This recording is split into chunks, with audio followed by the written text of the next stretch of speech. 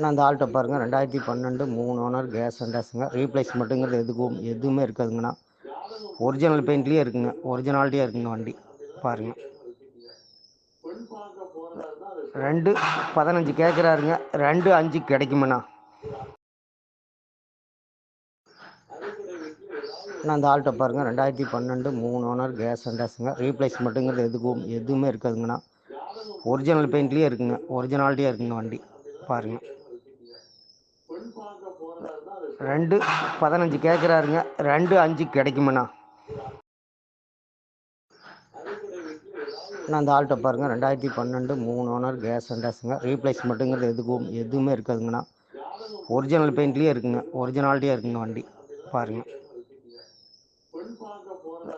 2,15 கேட்குறாருங்க, 2,5 கிடைக்குமண்ணா.